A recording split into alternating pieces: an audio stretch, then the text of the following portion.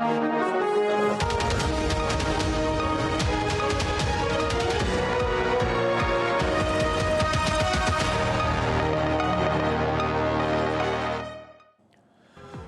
मैं हूं सुधीर चौधरी और डिकोड में आपका स्वागत है। तो आइए आज की खबरों को आपके लिए डिकोड करते हैं। आज सबसे पहले हम आपको इजराइल लेकर चलेंगे, जहां आज शाम प्रधानमंत्री मोदी पहुंचे हैं। पिछले 9 वर्षों में ये प्रधानमंत्री मोदी का दूसरा इजराइल दौरा है।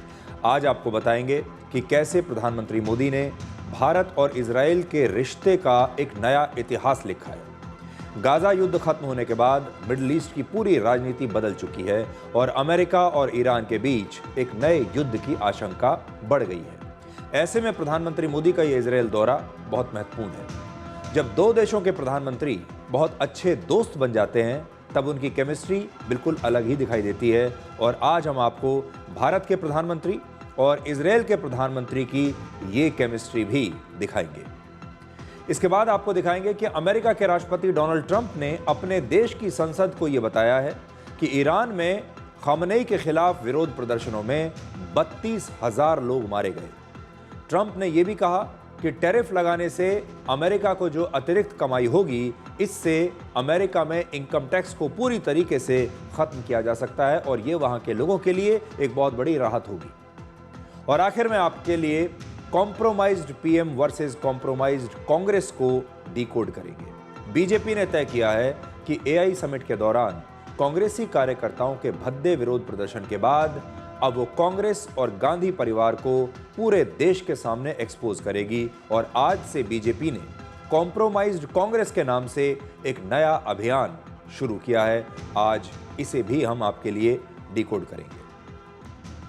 आज की सबसे बड़ी अंतर्राष्ट्रीय खबर यह है कि प्रधानमंत्री मोदी 2 दिनों के दौरे पर इजराइल के टेल अवीव शहर पहुंच चुके हैं। जुलाई 2017 के बाद यानी लगभग 9 वर्षों में यह प्रधानमंत्री मोदी का दूसरा इजराइल दौरा है। और आज टेल अवीव के एयरपोर्ट पर खुद इजराइल के प्रधानमंत्री बेंजामिन नेतन्याहू और उनकी पत्नी सारा नेतन्याहू ने प्रधानमंत्री मोदी का स्वागत किया। और जैसे ही प्रधानमंत्री मोदी अपने विमान से नीचे उतरे, तब इजराइल के प्रधानमंत्री नेतन्याहू ने पहले हाथ जोड़कर उनका अभिवादन किया और फिर दोनों नेता गले मिले एक पुराने दोस्त की तरह। इसके बाद एयरपोर्ट पर ही प्रधानमंत्री मोदी को गार्ड ऑफ ऑनर पेश किया गया। सबसे पहले आप एयरपोर्ट से आज की ये ऐतिहासिक तस्वीरें देखिए।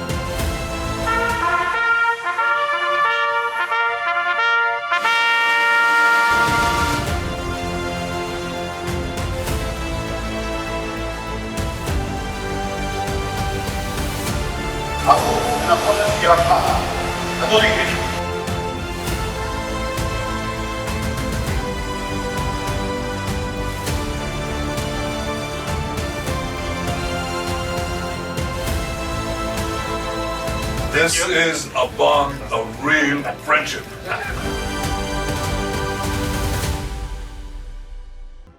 अब आपको एक और बड़ी दिलचस्प तस्वीर दिखाते हैं। जब प्रधानमंत्री मोदी टेल अवीव के एयरपोर्ट पर उतरे, तो वहां इजराइल के प्रधानमंत्री बेंजामिन नेतन्याहू और उनकी पत्नी सारा नेतन्याहू उनके स्वागत में खड़ी थी। और उस समय बेंजामिन नेतन्याहू ने प्रधानमंत्री मोदी को बताया कि देखिए, सारा ने आज जिस रंग की ड्रेस पहनी है, उसी रंग का पॉकेट स्क्वायर आपकी जैकेट की जेब में भी लगा हुआ है।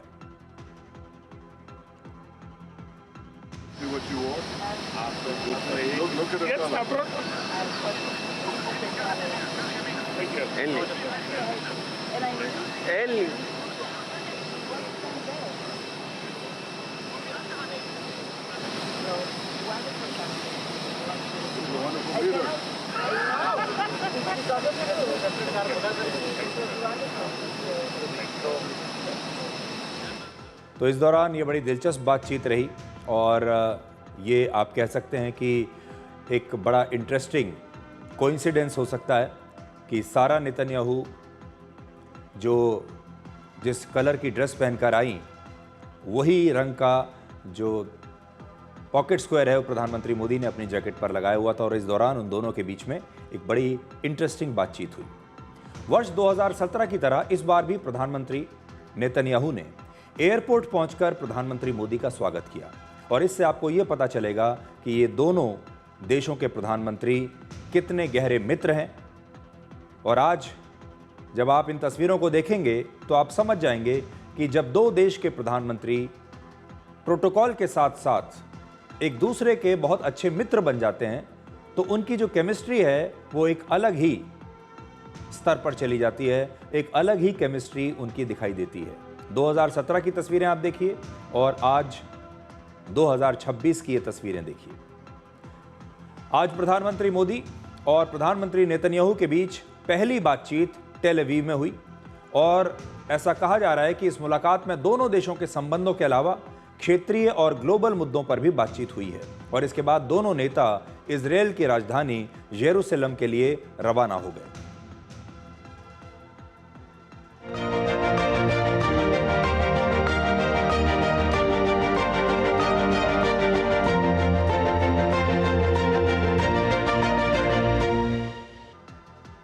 प्रधानमंत्री मोदी के स्वागत में इजरायल की संसद को भारत के राष्ट्रीय ध्वज के रंगों में सजाया गया था और इजरायल की संसद को कहते हैं क्नेसेट।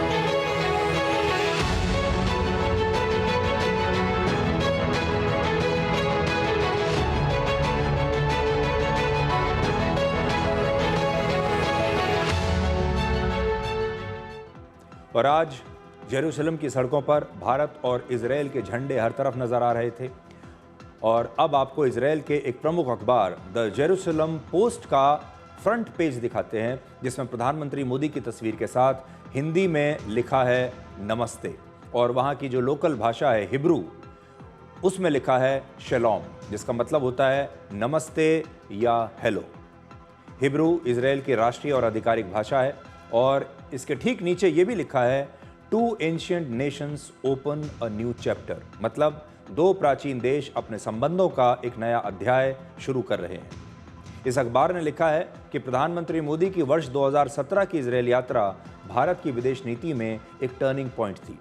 पहली बार किसी भारतीय प्रधानमंत्री ने खुलकर इजरायल से रिश्तों को रणनीतिक साझेदारी का दर्जा दिया था, जबकि इससे पहले भारत की सरकारें इजरायल से एक दूरी बनाकर रखती थीं और फिलिस्तीन को अपना समर्थन दिया करती थीं। इस अखबार के मुताबिक इजरायल की सबसे बड़ी ताकत है डिफेंस टेक्नोलॉजी और यही भारत की सबसे बड़ी और महत्वपूर्ण जरूरत भी है। पाकिस्तान प्रायोजित आतंकवादी हमलों के बाद प्रधानमंत्री मोदी ने एयर स्ट्राइक करके सख्त और आक्रामक जवाब दिया और इस समय का भारत अपनी सभ्यता और सांस्कृतिक पहचान पर जोर देता है और इजरायल भी अपनी पहचान और सुरक्षा को सबसे ज्यादा महत्व देता है और विचारों में यही समानता दोनों देशों के रिश्तों को औपचारिक नहीं बल्कि स्वाभाविक बनाती है। प्रधानमंत्री मोदी और इजरायल के प्रधानमंत्री नेतन्याहू के बीच डिफेंस डील्स पर भी बातचीत हो सकती है।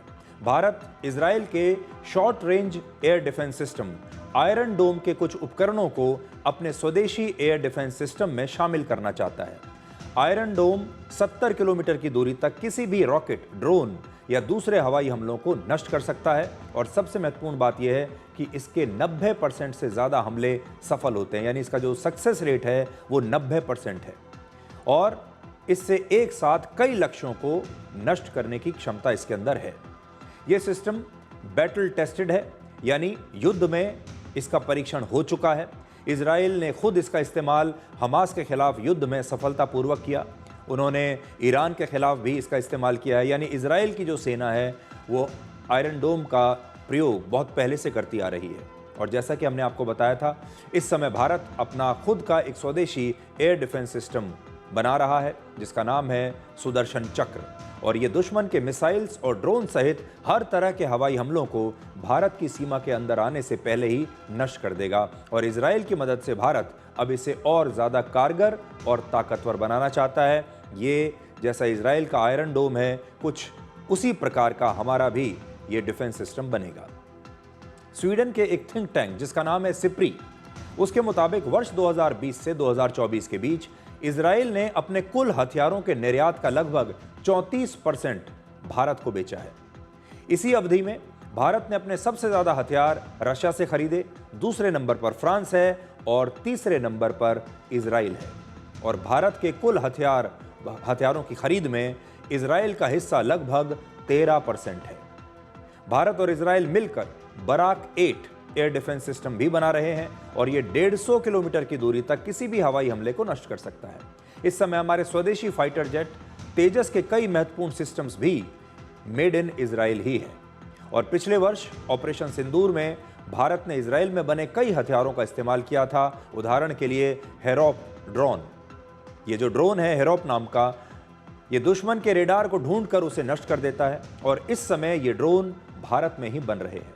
इसके अलावा लगभग 250 किलोमीटर की दूरी तक हमला करने वाली एक मिसाइल का भी इस्तेमाल किया गया था जिसका नाम है रैम्पेज। इसके साथ ही भारत और इजराइल मिलकर एक नया व्यापारिक रास्ता भी बना रहे हैं जिसका नाम है India middle east Europe economic corridor. और ये जो रूट है ये तैयार होने के बाद भारत सीधे यूरोप के देशों के साथ व्यापार कर पाएगा, वहां तक अपना सामान पहुंचा पाएगा। तो ये भी एक बहुत महत्वपूर्ण ट्रेड रूट है, एक बहुत महत्वपूर्ण इकोनॉमिक कॉरिडोर बन रहा है जो इजराइल से होते हुए जाएगा। अब देखिए कि कैसे प्रधानमंत्री मोदी ने भारत और इजराइल के संबंधों को अकेले अपने दम पर रीसेट किया है। वर्ष 2017 में प्रधानमंत्री मोदी इजराइल का दौरा करने वाले भारत के पहले प्रधानमंत्री थे और उस दौरे में वो फिलिस्तीन नहीं गए थे। उन्होंने वर्ष 2018 में अलग से फिलिस्तीन का एक दौरा किया था, जबकि इससे पहले भारत का कोई भी बड़ा नेता, कोई भी बड़ा मंत्री अगर इजराइल जाता था तो वो इजराइल के साथ साथ फिलिस्तीन जरूर जाता था, क्योंकि इससे पहले जो भारत की विदेश नीति थी वो ये कहती थी कि इजराइल और फिलिस्तीन के बीच एक बैलेंस बनाकर रखें। कोई चीज़ ऐसी नहीं होनी चाहिए जो इजराइल के साथ अगर हम कोई दोस्ती कर लें और वो फिलिस्तीन को बुरी लग जाए। इसलिए भारत ने हमेशा एक बैलेंसिंग एक्ट दोनों के बीच में करने की कोशिश की है और इजराइल को कभी भी खुले रूप से भारत ने अपना दोस्त नहीं माना। प्रधानमंत्री मोदी के साथ वहां के प्रधानमंत्री नेतन्याहू की पर्सनल दोस्ती की पूरी दुनिया में चर्चा चलती है, पूरी दुनिया उसके बारे में चर्चा करती है और दोनों देश एक दूसरे के बहुत नज़दीक आ गए। ये भारत की नई विदेश नीति है जिसमें भारत दुश्मन देशों को भी अपनी दोस्ती के दम पर एक साथ एक मंच पर ले आता है। उदाहरण के लिए आज भारत के इजराइल के साथ बहुत अच्छे संबंध हैं, लेकिन इजराइल के साथ साथ फिलिस्तीन, ईरान और सऊदी अरब जैसे देशों से भी हमारे मजबूत संबंध हैं जो कि इजराइल को बिल्कुल पसंद नहीं करते। जबकि पहले भारत की सरकारें हमेशा फिलिस्तीन और इजराइल के संबंधों में एक संतुलन बनाने की कोशिश करती थी। पूर्व प्रधानमंत्री इंदिरा गांधी के समय भारत और फिलिस्तीन के संबंध बहुत नजदीकी थे, बड़े अच्छे थे। तब भारत की नीति फिलिस्तीन समर्थक नीति हुआ करती थी। आप मार्च 1980 की तस्वीर देखिए, उस समय यासिर अराफात फिलिस्तीन लिबरेशन ऑर्गेनाइजेशन के अध्यक्ष थे और तब दिल्ली में उनका बड़ा भव्य स्वागत किया गया था। पहले की सरकारें ये मानकर चलती थीं कि इजराइल के साथ अच्छे संबंध फिलिस्तीन की उनकी नीति को प्रभावित कर सकते हैं, इसीलिए भारत बहुत बचते बचाते इजराइल के साथ किसी भी प्रकार का संबंध रखता था। अब आपको दुनिया के मानचित्र पर दिखाते हैं कि इजराइल कहां पर है। इजराइल मिडिल ईस्ट में दिल्ली से करीब 4000 किलोमीटर दूर सऊदी अरब और जॉर्डन के नजदीक एक देश है। इजराइल का कुल क्षेत्रफल लगभग 22,145 वर्ग किलोमीटर है, जो हमारे मणिपुर राज्य के बराबर है। मणिपुर का क्षेत्रफल भी 22,327 वर्ग किलोमीटर है, यानी मणिपुर इजराइल से थोड़ा बड़ा ही है। और इजराइल की जनसंख्या लगभग 1 करोड़ 1 लाख है, जो हमारे देश के उत्तराखंड राज्य की आबादी से थोड़ी सी कम है। उत्तराखंड की जनसंख्या लगभग 1 करोड़ 18 लाख है। दुनिया के मानचित्र पर इजराइल का क्षेत्रफल और जनसंख्या भले ही आपको आज बहुत कम लग रही हो, लेकिन रणनीतिक रूप से भारत के लिए यह बहुत ही महत्वपूर्ण देश है। प्रधानमंत्री मोदी के इजराइल दौरे की टाइमिंग बहुत महत्वपूर्ण है।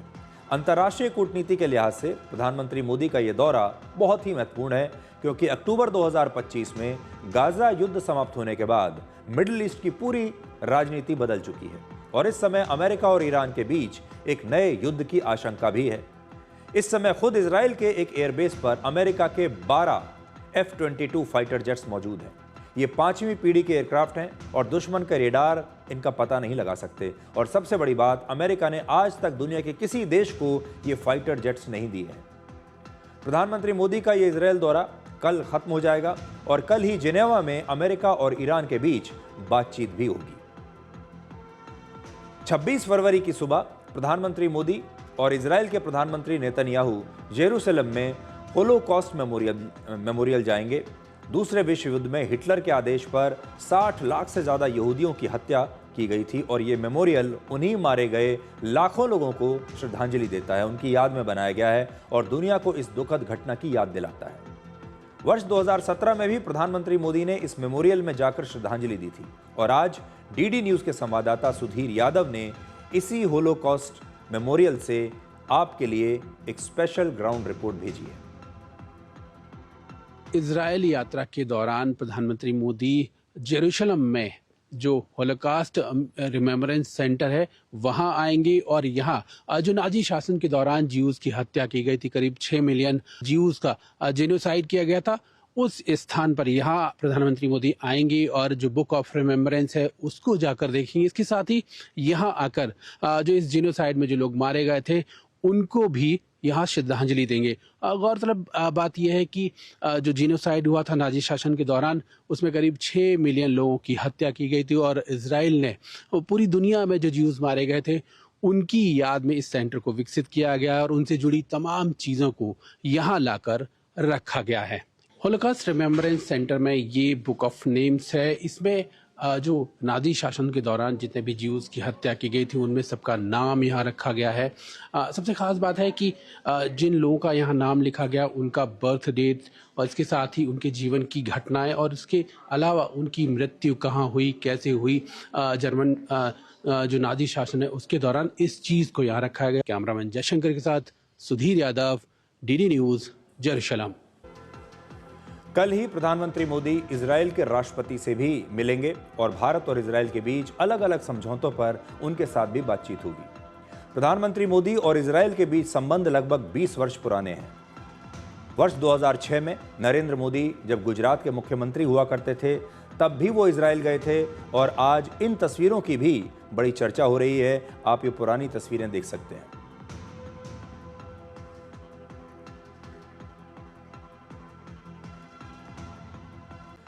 आज प्रधानमंत्री मोदी ने इजराइल की संसद को भी संबोधित किया है और वो ऐसा करने वाले पहले भारतीय प्रधानमंत्री हैं।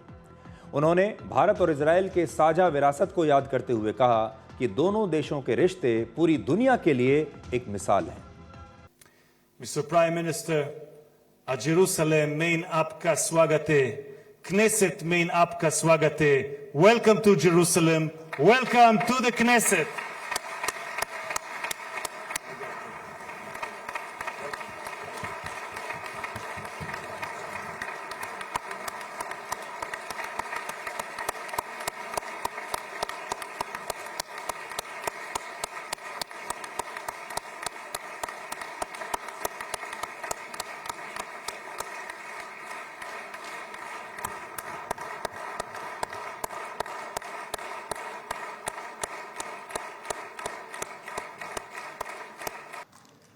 My dear sisters and brothers, Shalom.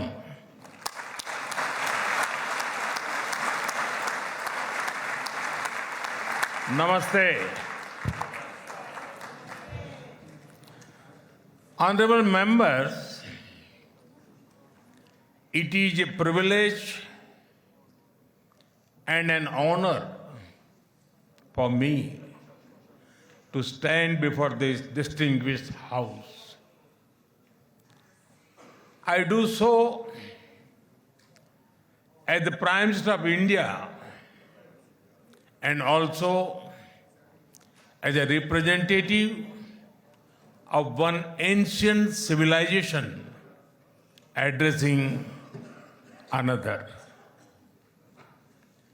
I bring with me the greetings of 1.4 billion Indians and a message of friendship. प्रधानमंत्री मोदी की इस इजराइल यात्रा की पूरी दुनिया में चर्चा इसलिए भी हो रही है क्योंकि ऐसी आशंका है कि अमेरिका बहुत जल्द इजराइल के साथ मिलकर ईरान पर हमला कर सकता है। अमेरिका के राष्ट्रपति डोनाल्ड ट्रंप ने अमेरिकी संसद में स्टेट ऑफ द यूनियन भाषण दिया है। स्टेट ऑफ द यूनियन भाषण अमेरिका के राष्ट्रपति का राष्ट्र के नाम संबोधन होता है और इसमें वहां के राष्ट्रपति देश की राजनीति, अर्थव्यवस्था, सुरक्षा और अंतर्राष्ट्रीय राजनीति के बारे में पूरे देश को बताते हैं कि उनकी क्या रणनीति है, उनकी नीतियां क्या हैं, क्या नई पॉलिसी है और वो क्या करने वाले हैं, उनकी सोच क्या है। और इस भाषण में अमेरिका के राष्ट्रपति भविष्य की नीतियों और योजनाओं के बारे में भी अपने देश के लोगों को और अपने देश की संसद को बताते हैं। राष्ट्रपति ट्रंप ने 1 घंटे 47 मिनट लंबा ये भाषण दिया और अब तक का सबसे लंबा स्टेट ऑफ द यूनियन भाषण है। इस भाषण पर दुनिया भर के देशों की नजर थी और 2 मुद्दों पर, खास तौर पर दुनिया की जो अलग अलग देश थे, नेता थे, वो जानना चाहते थे कि राष्ट्रपति ट्रंप के भविष्य में योजना क्या है। 2 महत्वपूर्ण मुद्दे हैं। पहला है ईरान, राष्ट्रपति ट्रंप ईरान के बारे में क्या करने वाले हैं, और दूसरा है टैरिफ। ट्रंप ने अपने भाषण में ईरान का जिक्र किया। उन्होंने कहा कि पिछले कुछ महीनों में हुए विरोध प्रदर्शनों के दौरान ईरान में 32,000 प्रदर्शनकारियों को मार डाला गया है। राष्ट्रपति ट्रंप ने इस बात का भी जिक्र किया कि अमेरिका की दशकों से यह नीति रही है कि ईरान को परमाणु हथियार न मिल सके। For decades, it had been the policy of the United States never to allow Iran to obtain a nuclear weapon. Many decades. Since they seized control of that proud nation 47 years ago, the regime and its murderous proxies have spread nothing but terrorism and death and hate. They've killed and maimed thousands of American service members and hundreds of thousands and even millions of people with what's called roadside bombs. They were the kings of the roadside bomb. And we took out Soleimani. I did that during my first term. Had a huge impact. He was the father of the roadside bomb.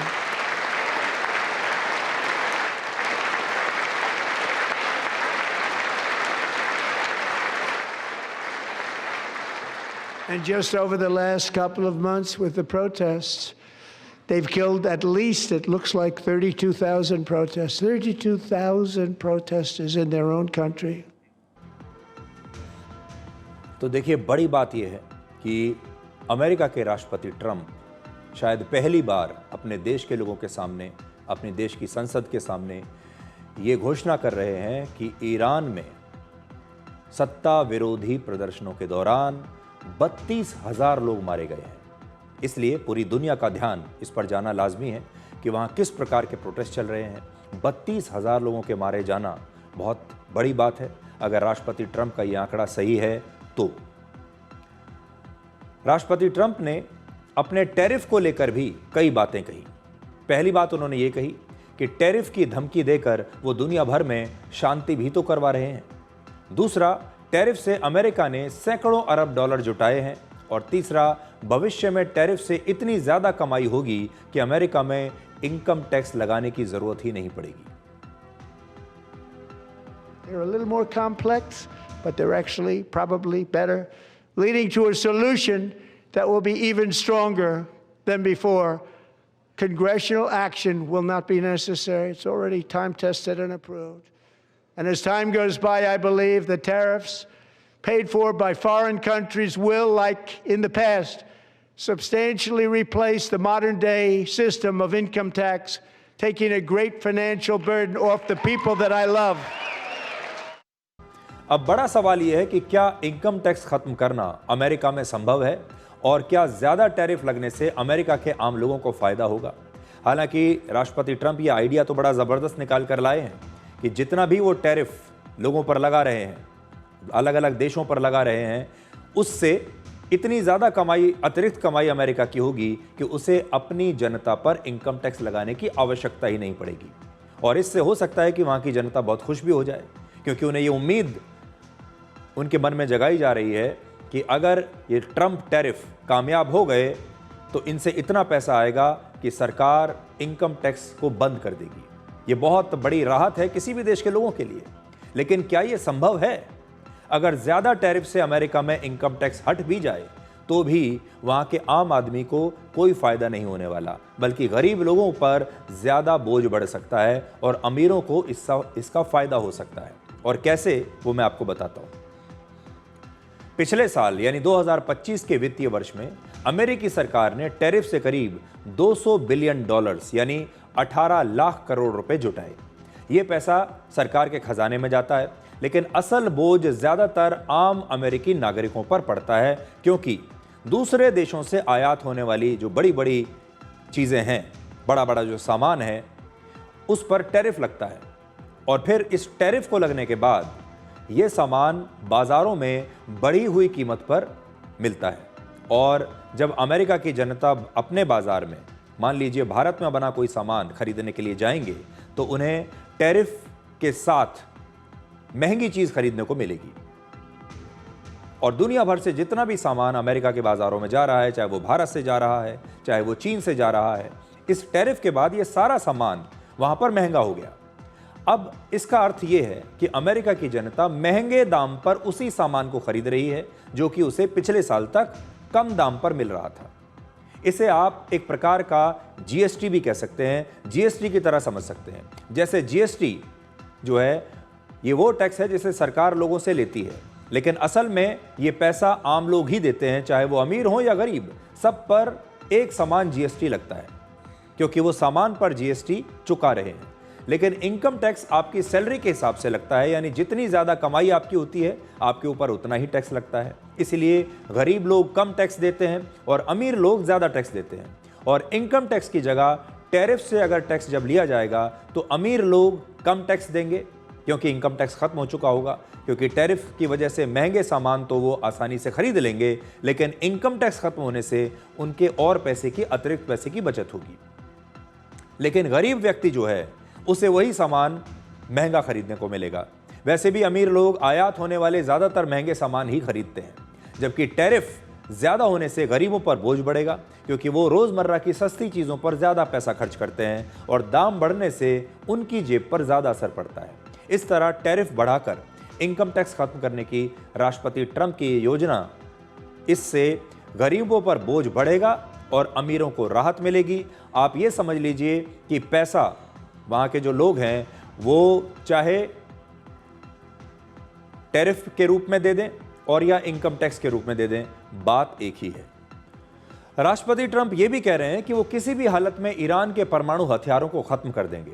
इसी बीच एक बड़ी खबर ये भी आई है कि Iran चीन से एक लेटेस्ट मिसाइल खरीद रहा है और इसका नाम है CM-302 और इस मिसाइल से समुद्र में 290 किलोमीटर की दूरी तक किसी भी युद्धपोत पर हमला किया जा सकता है। चीन का दावा है कि यह मिसाइल किसी भी एयर डिफेंस सिस्टम को चकमा दे सकती है और दुनिया के कई एक्सपर्ट्स ये मानते हैं कि इस मिसाइल से ईरान की सीमा के पास मौजूद अमेरिका के वॉरशिप्स को खतरा हो सकता है। हालांकि अब तक ये तय नहीं है कि चीन ये मिसाइल कब तक ईरान को देगा। आमतौर पर जब इस तरह के समझौते हो भी जाते हैं तो भी डिलीवरी होने में, उन मिसाइल्स या उस सामान को पहुंचने में लगभग 1 साल का समय तो लग ही जाता है।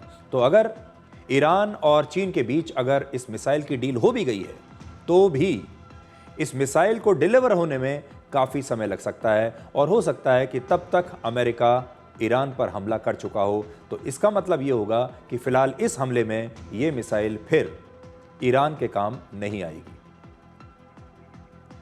अब अंतर्राष्ट्रीय राजनीति के बाद लौटते हैं अपने देश की राजनीति में। 20 फरवरी को दिल्ली में हुए AI समिट के दौरान कांग्रेस कार्यकर्ताओं ने एक बहुत ही भद्दा विरोध प्रदर्शन करते हुए प्रधानमंत्री मोदी के खिलाफ नारे लगाए थे और वो नारा था कॉम्प्रोमाइज्ड प्राइम मिनिस्टर। अब कांग्रेस के आरोपों के खिलाफ बीजेपी ने एक नई रणनीति बनाई है। बीजेपी ने कॉम्प्रोमाइज्ड कांग्रेस के नाम से एक नया कैंपेन लॉन्च किया है और इस कैंपेन के जरिए अब बीजेपी पूरे देश को यह बता रही है कि कैसे गांधी नेहरू परिवार और कांग्रेस पार्टी ने देश के हितों के साथ कॉम्प्रोमाइज किया था, समझौता किया था। यानी बीजेपी से हल्के में नहीं ले रही और अब बीजेपी पूरे देश के सामने कांग्रेस और गांधी परिवार को एक्सपोज करना चाहती है। बीजेपी ने आरोप लगाया है, कई सारे आरोप लगाए और बीजेपी ने एक लिस्ट निकाली है कि नेहरू के जमाने से लेकर और अब राहुल गांधी के जमाने तक कब कब कांग्रेस पार्टी ने और गांधी परिवार ने हमारे देश के हितों के साथ समझौते किए हैं, कब कब उन्होंने गलत फैसले लिए हैं जिससे देश को बहुत नुकसान हुआ है। पूरी की पूरी लिस्ट उन्होंने आज निकाली है, जिसमें उन्होंने शुरुआत की है जवाहरलाल नेहरू से। उन्होंने कहा है कि 1954 में जवाहरलाल नेहरू ने तिब्बत को चीन का हिस्सा मान लिया था, तिब्बत के मामले पर चीन के साथ समझौता कर लिया था, जो कि आगे चलकर भारत को बड़ा महंगा पड़ा। बीजेपी ने पूर्व प्रधानमंत्री इंदिरा गांधी पर भी कई प्रकार के आरोप लगाए हैं। बीजेपी का आरोप है कि इंदिरा गांधी के ज़माने में अमेरिका और रशिया की खुफिया एजेंसियां भारत में बहुत सक्रिय हो गई थीं और उस समय भारत सरकार ने भारत के हितों को लेकर कॉम्प्रोमाइज़ किया। इंदिरा गांधी की सरकार ने ही वर्ष 1974 में कच्चातीवू द्वीप को तमिलनाडु सरकार से परामर्श किए बिना ही श्रीलंका को तब सौंप दिया था, ये भी आरोप लगाया है। फिर 1984 में हुए भोपाल गैस कांड का मुख्य आरोपी वॉरेन एंडरसन भारत से भाग गया था और बीजेपी का आरोप है कि इसमें प्रधानमंत्री राजीव गांधी ने उनकी मदद की थी। उस समय की सरकार की मदद के बिना वो वहां से भाग नहीं सकता था। बीजेपी ने सोनिया गांधी पर भी आरोप लगाया कि उन्होंने नेशनल हेराल्ड घोटाला किया और राजीव गांधी फाउंडेशन के जरिए विदेशों से पैसा लिया। वर्ष 2008 में जब यूपीए सरकार सत्ता में थी, उस समय कांग्रेस और चीन की कम्युनिस्ट पार्टी के बीच समझौता हुआ था और इस समझौते पर खुद राहुल गांधी ने भी हस्ताक्षर किए थे। कांग्रेस के खिलाफ बीजेपी के इस कैंपेन का नेतृत्व बीजेपी अध्यक्ष नितिन नवीन कर रहे हैं और आज उन्होंने कहा कि गांधी परिवार ने हमेशा देश के हितों से समझौता किया है। कांग्रेसियों की जो अराजकतावादी मानसिकता को राहुल गांधी लगातार आगे बढ़ा रहे हैं, वो दिखता है कि राजनीति की जो कंप्रोमाइज एटीट्यूड रहा है उनका, पहले देश की हितों को कंप्रोमाइज करना, देश की राजनीतिक दिशाओं को कंप्रोमाइज करना, और मैं तो कहता हूं कि बड़े पैमाने पे जो युवाओं का एक सकारात्मक सोच आगे बढ़ने की बात आती है, जो देश आज सबसे बड़े युवा आबादी के साथ खड़ा है, उस युवाओं को भी गलत रास्ते पे भटकाने का काम कोई कर रहा है। तो ये सोनिया, राहुल और जो कंप्रोमाइज मिशन के तहत चल रहा है भारत के लिए, वो निश्चित रूप से हम सबको सचेत होने की बात है। और मैं तो मानता हूं कि भारत की जनता इनके कंप्रोमाइज मिशन को समझ चुकी है। ये देश के हितों के साथ कोई भी समझौता कर सकते हैं, इसके लिए देश की जनता उनको अभी आने वाले समय में भी सजा देगी, तब जाके इनको समझ में आएगा। कांग्रेस ने जब जब प्रधानमंत्री मोदी पर व्यक्तिगत आरोप लगाए हैं, उसे नुकसान ही हुआ है। 2014 में कांग्रेस के नेताओं ने प्रधानमंत्री मोदी को चाय वाला कहा और बीजेपी पहली बार लोकसभा चुनाव में 282 सीटें जीत कर आई। 2019 के लोकसभा चुनाव में राहुल गांधी ने प्रधानमंत्री मोदी के खिलाफ चौकीदार चोर है का नारा लगाया और बीजेपी को 303 सीटें मिली। पिछले साल बिहार विधानसभा चुनाव प्रचार के दौरान कांग्रेस नेताओं ने प्रधानमंत्री मोदी और उनकी मां के लिए अपशब्द कहे और इस चुनाव में भी बीजेपी ने शानदार प्रदर्शन किया।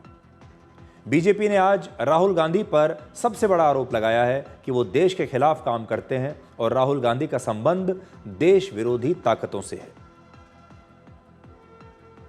राहुल गांधी जी तो नकारात्मक राजनीति के पोस्टर बॉय बन गए। किस प्रकार के देश विरोधी ताकतों से उनका संबंध है, ये तो आप सब जानते ही हैं। कैसे वो इल्हान उमार को, जो सोरोस का जोड़ीदार है, उनको मिलने जुलने का कार्यक्रम करते हैं। किस प्रकार से बॉर्डर सेंसिटिव एरिया लद्दाख में जाके वो विदेशी लोग जो भारत के हितों के खिलाफ काम कर रहे हैं, शाकिर मिराली जैसे, उनके साथ संबंध रखते हैं। किस प्रकार से वो सोरोस और पाकिस्तान से, जिन चाइना, पाकिस्तान जैसे देशों के साथ जिन व्यक्तियों का लिंक है, उनके साथ राहुल गांधी अपने देश को कॉम्प्रोमाइज करते हैं। राहुल गांधी ने जब से कांग्रेस की कमान संभाली है, तब से ही कांग्रेस पार्टी की रणनीति प्रधानमंत्री मोदी से नफरत के आधार पर टिकी हुई है। राहुल गांधी की सबसे बड़ी गलती यह है कि उन्होंने प्रधानमंत्री मोदी से गांधी परिवार की नफरत की आग में पूरी पार्टी को झोंक दिया। अब यह भी समझिए कि गांधी परिवार प्रधानमंत्री मोदी से आखिर इतनी नफरत करता क्यों है। गांधी परिवार ने इस देश में 55 वर्षों तक शासन किया और वर्ष 2014 से पहले अगर कांग्रेस की सरकार नहीं भी होती थी, अगर कांग्रेस कभी चुनाव हार भी गई और कोई दूसरी पार्टी की सरकार आ गई या कोई गठबंधन की सरकार आ गई, तो भी गांधी परिवार के स्टेटस और उनकी ताकत पर कोई असर नहीं पड़ता था। सरकार चाहे किसी भी पार्टी की हो, किसी भी गठबंधन की हो, गांधी परिवार को भारत की राजनीति की फर्स्ट फैमिली ही माना जाता था। उन्हें वही सुविधाएं, वही प्रोटोकॉल मिलता था जो देश के प्रधानमंत्री और कैबिनेट मंत्रियों को मिलता था। उनके स्टेटस पर कभी कोई असर नहीं पड़ा। विपक्षी पार्टियां भी उनकी बातों को टालने की हिम्मत नहीं करती थी। लेकिन जब से प्रधानमंत्री मोदी की सरकार आई, उन्होंने परिवारवाद के खिलाफ लोगों में एक नई जागृति फैलाई। प्रधानमंत्री मोदी ने लोगों को यह बताया कि गांधी परिवार को विशेष सुविधाएं देने की जरूरत नहीं है, उन्हें एक अलग नजर से देखने की जरूरत नहीं है और वो भी किसी और आम नागरिक के जैसे ही होने चाहिए। और इसीलिए राहुल गांधी और गांधी परिवार प्रधानमंत्री मोदी से इतना चिढ़ते हैं। धीरे धीरे गांधी परिवार के भ्रष्टाचार और उनकी मनमानी की फाइलें 2014 के बाद खुलने लगी। अगर राहुल गांधी अपनी राजनीति को प्रधानमंत्री मोदी से नफरत पर केंद्रित करने की बजाय देश के मुद्दों पर करते या आगे करेंगे, तो इससे उन्हें और कांग्रेस पार्टी दोनों को बहुत फायदा होगा। देश में कांग्रेस पार्टी को लेकर कहीं ज्यादा जागरूकता पैदा होगी। राहुल गांधी को देश के बड़े बड़े विषयों पर प्रधानमंत्री मोदी पर व्यक्तिगत आरोप लगाने की बजाय उन्हें यह बताना चाहिए कि अगर वो सत्ता में आए, अगर कांग्रेस की सरकार बनी, तब वो क्या करेंगे।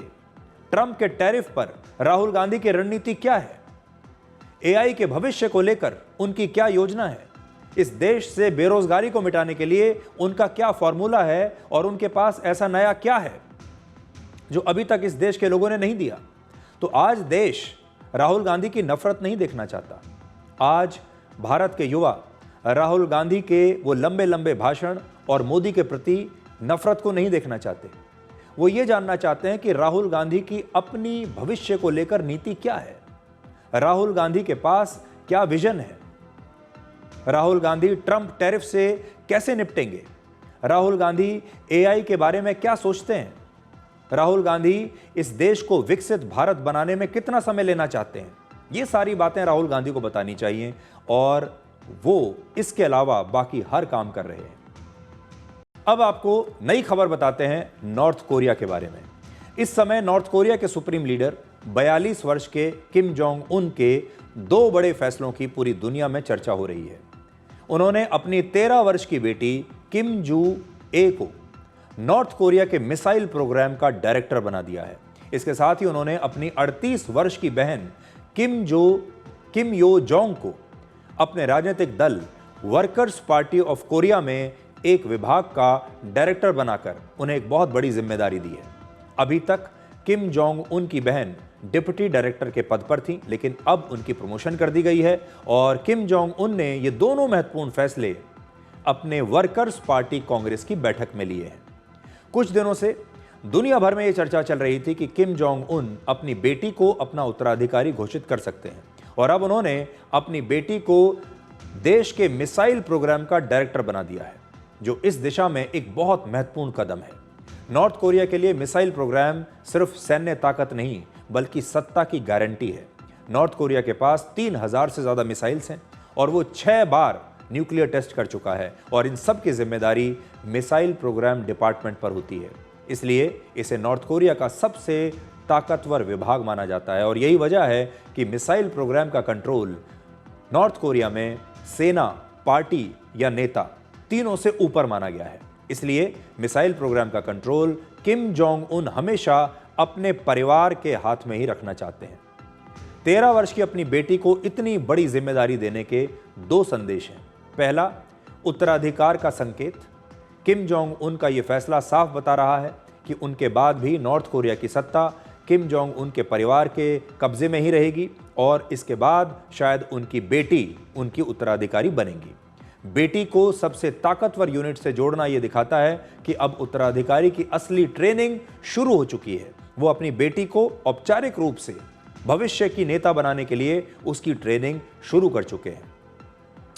और दूसरी बात यह है कि वो सेना पर अपनी पकड़ को बहुत मजबूत बनाना चाहते हैं।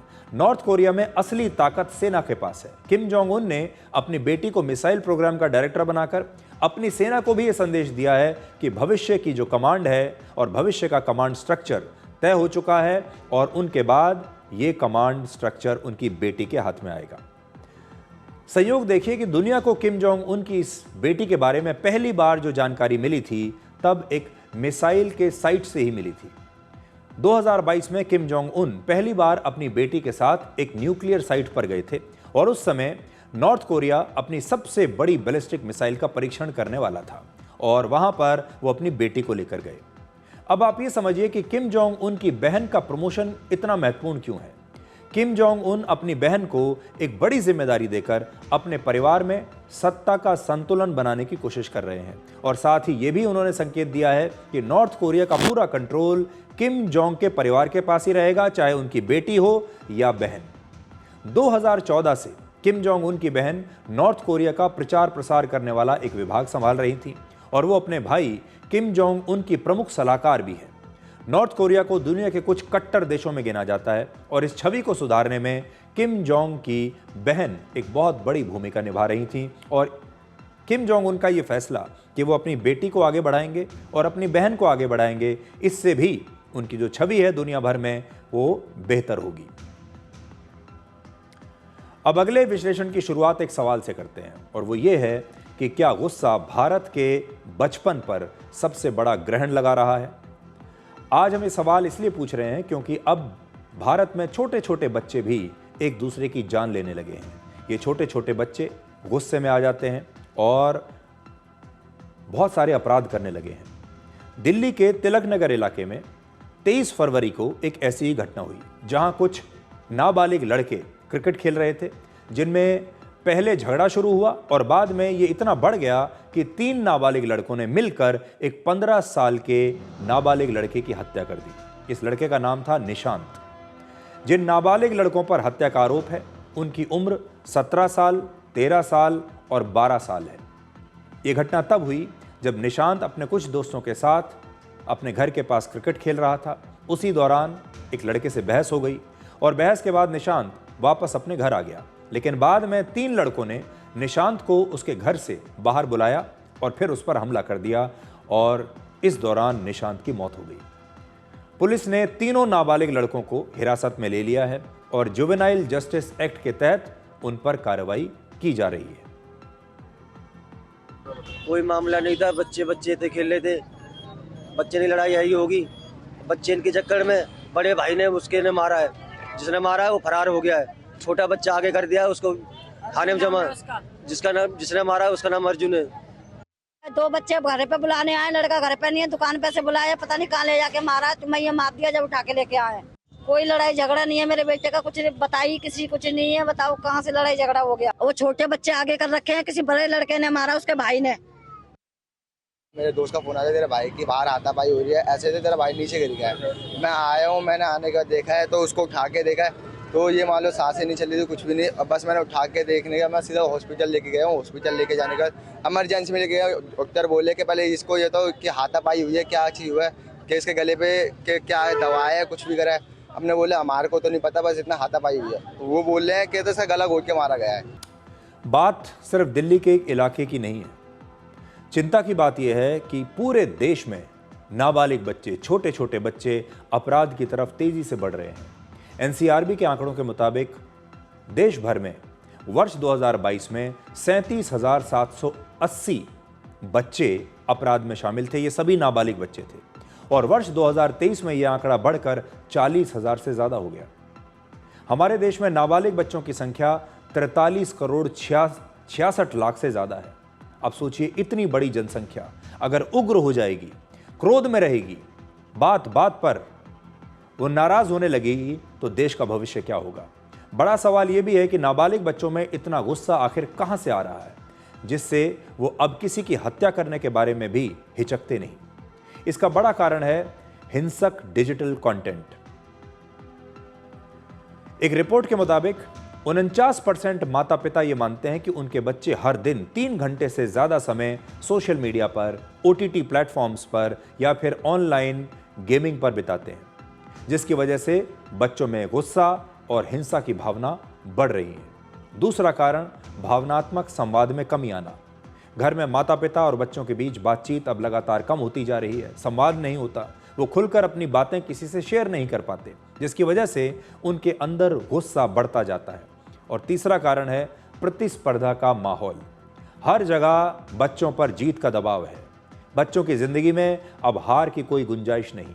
बच्चों के लिए खेल भी अब मनोरंजन नहीं बल्कि प्रतिष्ठा का एक सवाल बन गया है। इसलिए बच्चे जब पढ़ने जाते हैं तब भी दबाव है, खेलने जाते हैं तब भी दबाव है, समाज में अच्छा बेहतर प्रदर्शन करने के लिए भी उनके ऊपर दबाव है। तो आज का जो बच्चा है ये पहले के मुकाबले कहीं ज्यादा दबाव के अंदर जी रहा है।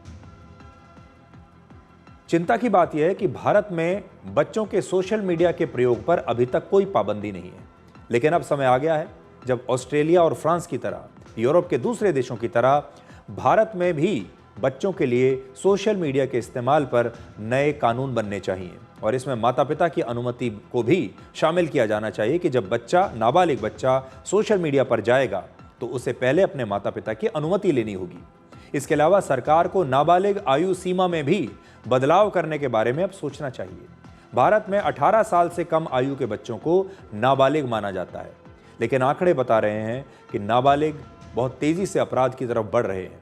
इसलिए अब यह जरूरी हो गया है कि नाबालिग की 18 वर्ष की उम्र सीमा को अब कम करके 15 या 16 वर्ष किया जाए। आप सोचिए, एक ऐसा बच्चा जो नाबालिग है, वो हत्या कर रहा है, वो गाड़ी चलाकर लोगों को गाड़ी के नीचे कुचल रहा है, ये बच्चा जो नाबालिग है ये बलात्कार कर रहा है, आते जाती लड़कियों को छेड़ रहा है, तो फिर ये नाबालिग कैसे हुआ? इसके बारे में सरकार को जरूर सोचना चाहिए और समाज को भी सोचना चाहिए। तो आज के लिए डिकोड में इतना ही। अब आपसे हमारी अगली मुलाकात होगी कल रात 9 बजे। तब तक आप खुश रहिए, सुरक्षित रहिए, स्वस्थ रहिए। और पुरानी तस्वीरों की क्वालिटी भले ही अच्छी ना हो, लेकिन वो दिन बहुत अच्छे हुआ करते थे। नमस्कार।